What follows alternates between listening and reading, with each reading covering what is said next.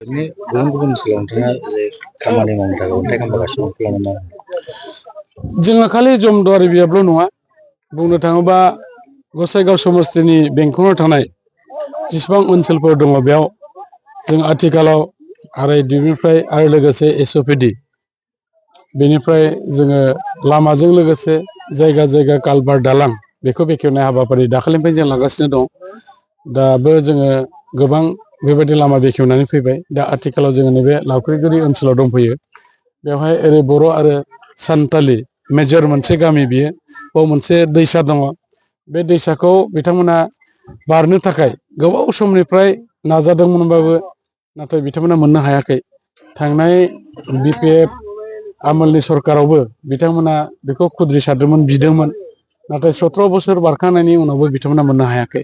नाथाय नैबे 5 बोसोरनि गेजेराव जोंनि बिटिआर सरकारखौ मानगोनां प्रमद बर' बिथांनि दैदेननायाव बिथाङा जे गुसुं समनि गेजेरावनो गोबां जायगायाव जेरैबायदि हान्था मेलानि सुजुग सुबिदाखौ खालामना होदों थिग बेबादिनो दा नैबे लावख्रिगुरि ओनसोलावबो बर' आरो सान्थालि बिदा फंबायनि गेजेराव थांलाय फैलाय खालामग्रा नैबे दैसानि सायाव मोनसे बेबादि ब्रिज बिथाङा दिनै सेंसन हरबाय। बेनिखायनो आङो बे जायगानिफ्राय थानानै आंनि तरफनिफ्राय आरो रायजो राजानि जानानै आङो एसे बिथांनिसिम थेंक्स हरदों आरो मिजिं थिदों फैबाय थानाय समाव जोङो रायजो राजाफोरनि अनसायनाय मदद मोननानै आरोबाव साबसिनथारै बे ओनसोलखौ जौगाहोनायनि थाखाय जोंहा थांखि दङ। मानोना बे ओनसोला जोबोद गोग्लैसोनाय ओनसोलमोन जों बयबो मिथिगौ। जमदुवार बियाबनि नैबे साहा फारसे थानाय गोबां ओनसोलानो लामा सामा हान्था मेला खालामनांगौनि थाखाय गैयामोन। नाथाय जोङो नैबे 5 बोसोराव आरो आंनि बे 4 बोसोरनि एसे बारा थांनाय समाव एमएलए फान्डजों लोगोसेयै जोंनि बिटिआरनिफ्रायबो गोबां फान्डआ बाव हाबसननानै दङ आरो खामानि मावनो थाखाय जों सुजुगखौ मोनदों। दा बेनिखायनो आं खेबसेयैनो आसामनि चिफ मिनिस्टार मानगोनां हिमन्त बिश्व शर्मा बिथांखौबो थेंक्स होदों। बेवहाय आइआरडिएफनिबो मोनसे गोबां खामानि दङ आरो लोगोसे बिटिआरनि चिफ प्रमद बर' बिथांखौबो थेंक्स होदों। बिथाङाबो गावनि फान्डनिफ्राय गोबां बेवहाय खामानिखौ हरनाय जादों। गतिके रायजो राजाफोरा दिनै जोबोद गोजोननाय बिथांमोना फोरमायदों।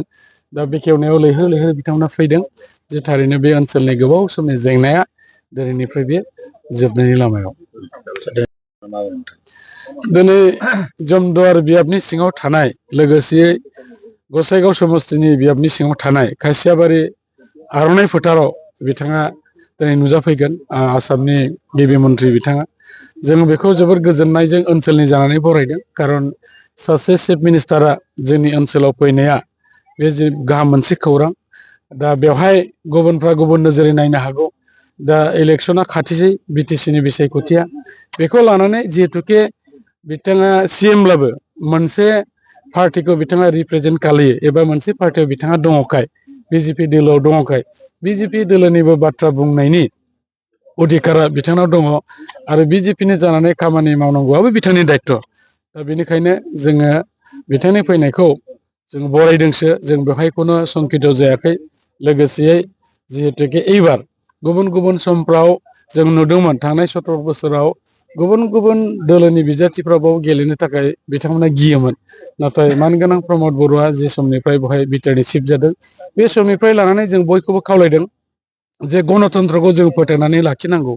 गणतन्त्रखौ फोथांनानै लाखिनांगौबा बिभिन्न दल संगठन जायफ्रा गोसो बिथांमोना मोनफ्रोमबो बिसायख'थियाव पार्टिसिपेट खालामनो हानायनि बिथांमोना अधिकार दङ।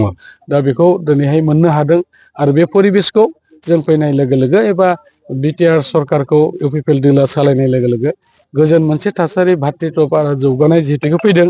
बेनिखायनो बयबो दिनै पार्टिसिपेट खालामनो थाखाय बेवहाय फैदों। जों बयखौबो वेलकाम खालामदों। बिजेपि दोलोआ बिटिसि बिसायख'थियाव माबायदि गोहोम गोलैयो होननानै बिथांमोना माबोरै खामानि मावदों बिथांमोननि सायावसो सोनारगोन। खारन सोरनि दोलोनि गोहोमा बेसेबां बेखौ जोङो बावहाय गसंनानै बेनिफ्राय सिनायनो हाया। नाथायबा जों बेखौनो बुंगोन जे इउपिपिएल दोलो हिसाबै जों एबार मोनसे मोजां रिजाल्ट खालामगोन।